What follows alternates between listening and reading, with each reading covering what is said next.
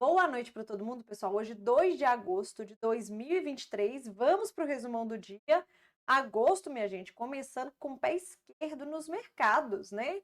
Bolsas sangrando no dia de hoje. Vamos dar uma olhada aqui no nosso panorama. Bom, como vocês podem ver, pessoal, hoje eu vou fazer o resumão um pouquinho diferente, porque assim, drive do mundo foi um só no dia de hoje.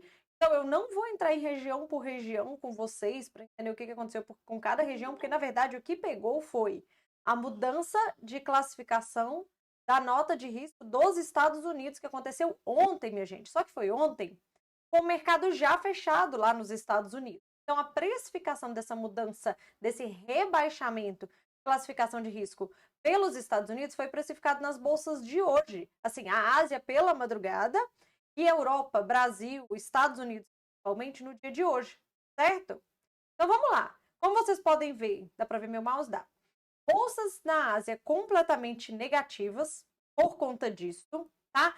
Eu vou trazer destaque aqui para vocês. As bolsas da China caíram um pouco mais. Cadê? Aqui, ó. Hang Seng caiu um pouco mais. A bolsa do Japão também caiu um pouco mais. Por quê?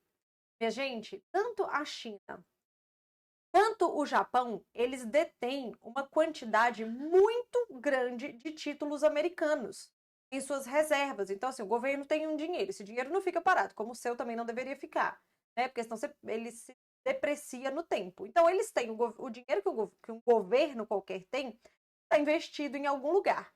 Na China e no Japão, boa parte desse investimento está em títulos americanos. Por quê? Porque hoje a máxima é que os títulos americanos são os títulos são o ativo mais seguro do mundo. Por isso os países, de um modo geral, tá, minha gente, detêm títulos americanos na sua carteira, de investimentos. E o fato de terem rebaixado a nota de risco dos Estados Unidos prejudica muito quem tem na verdade, traz um risco maior para a carteira de quem tem muito título americano, muita renda fixa americana. Então, o destaque da queda aqui, tanto para a China quanto para o Japão, é proveniente deste ponto que eu estou comentando com vocês. Tudo bem? Bom, obviamente que esse rebaixamento e o texto da FIT trazendo uma preocupação também em relação à recessão nos Estados Unidos desmotiva qualquer interesse por demanda em commodities. Então, minério de ferro sente em queda hoje e o petróleo também sente em queda hoje. Então, cenário de commodities negativas. Isso, obviamente, impacta a nossa bolsa, ok? Bom, se a gente vai para a Europa negativa também na mesma linha de raciocínio, impacta nas bolsas americanas, impacta na nossa bolsa que fecha o dia no negativo. Ela esteve mais negativa ao longo do dia, se recuperou um pouco, mas ainda assim negativo, ok? E por fim, minha gente, ó, essas duas colunas aqui, mais essa daqui, é o dólar no mundo, não tem nem o que falar, né? Dólar verdinho, dólar positivo no mundo inteiro. Dólar positivo nos emergentes, né? Que é basicamente isso aqui. Dólar positivo frente aos principais pares de moeda de países desenvolvidos, que é a nossa cesta DXY, ok? Então tivemos hoje um cenário claro no mundo. Dólar positivo, bolsas negativas. Tá? E o motivo, Fernando, o motivo foi a classificação de risco dos Estados Unidos que foi rebaixada. Sobre este tema, o que eu queria falar com vocês? Eu vou ler um trecho do comunicado, tá? Então, abre aspas aqui, eu vou ler um trecho e eu vou trazer alguns dados para vocês entenderem a tomada de decisão da FIT, tá? Então, o texto é o seguinte, vou trazer ele para cá.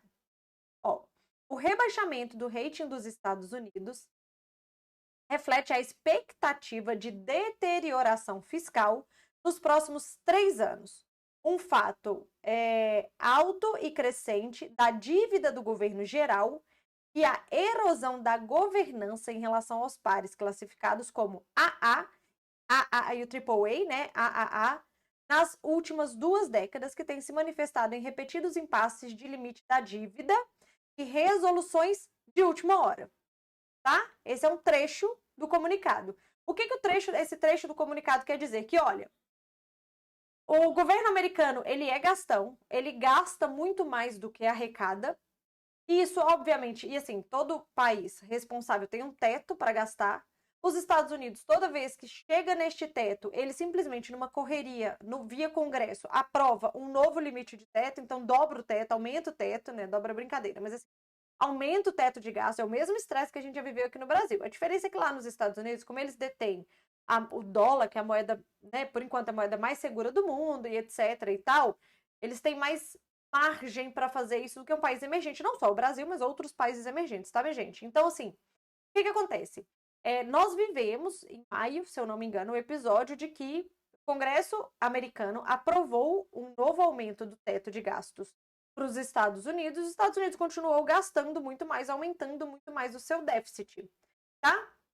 E essa empresa que faz o rating de vários países, empresas e etc., a Fitch, ela virou e falou assim, olha, se eu pego países que são AAA, que é a classificação que era dos Estados Unidos, se eu pego países que têm AAA e faço um comparativo da governança fiscal, realmente os Estados Unidos se deteriorou e a nossa expectativa nas últimas décadas e a nossa expectativa é que nos próximos 3 anos isso seja muito pior ainda. Ou seja, ela não merece mais essa classificação de AAA. Nós vamos abaixar para aí a classificação ficou de AA+. Ela foi rebaixada, tá? O comunicado também menciona um possível risco de recessão nos próximos meses, o que o mercado discordou de certa forma, na medida em que os indicadores têm mostrado que a economia americana segue resiliente e pode, por algum milagre, não levar o país à recessão para conseguir controlar a inflação por lá, tá? Mas esta parte fiscal, o texto se debruçou mais sobre essa parte fiscal que eu mencionei para vocês, tá?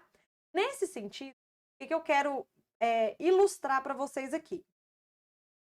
Se a gente pegar esses gráficos, esse gráfico que vocês estão vendo aqui, vocês estão vendo meu mouse. Agora estão. Esse gráfico, desculpa. Esse gráfico que vocês estão vendo aqui é o déficit do governo americano nos anos de 2018, 19, 20, 22 e 23 até junho, tá? Até junho de 23. O que vocês podem... A linha preta, minha gente, é justamente de outubro do ano passado até junho deste ano.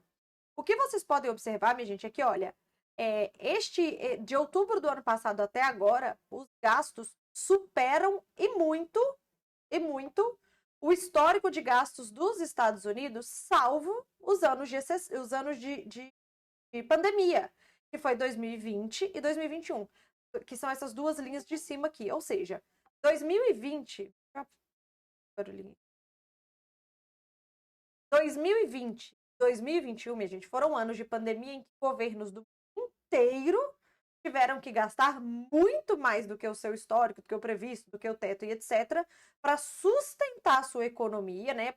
Milhares de pessoas perderam emprego, tiveram que ficar em casa e etc. Então, assim, governos do mundo inteiro tiveram que gastar muito neste período. Então, este período de gastos não é um período de referência para país nenhum.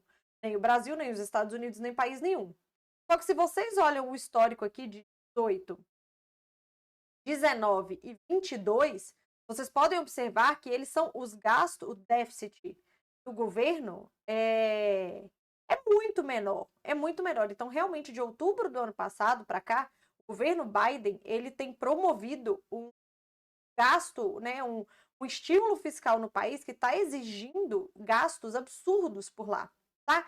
E vale lembrar, minha gente, para quem assistiu a aula 3, que modéstia à parte, ficou muito legal, vai entender completamente isso aqui que eu estou falando. Se você não assistiu, depois que terminar esse vídeo, vai lá e assiste, porque realmente vai fazer muita diferença no seu entendimento de mundo, tá? De mundo.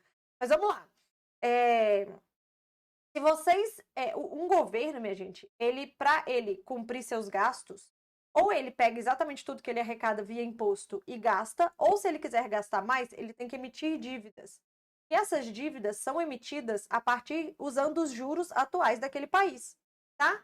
Então, a dívida dos Estados Unidos não só está crescendo, como ela está crescendo num cenário de juros muito alto por lá, já que os juros nos Estados Unidos, acima de 5%, na verdade, para eles é um juros muito alto.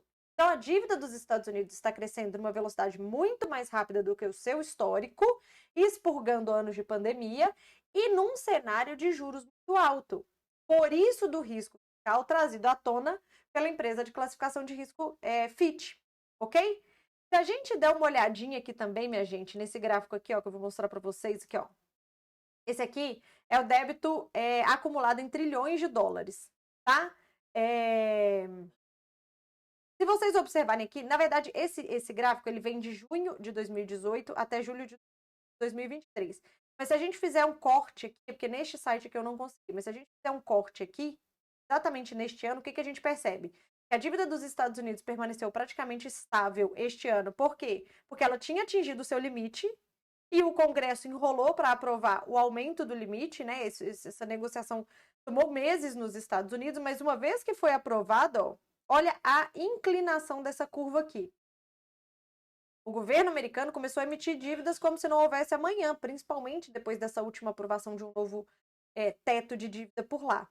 Vale lembrar, pessoal, que no ano que vem é ano de eleição nos Estados Unidos. Então, o atual governo de lá não está disposto a viver uma possível recessão pela política monetária restritiva que o Fed tem feito para controlar a inflação por lá, tá? O governo de lá não está querendo viver, não está disposto a viver essa recessão no período pré-eleição, como vários governos da fora fazem, tá? Então, eles estão gastando muito. Em cenários de eleição, costuma ser o que governos fazem, tá?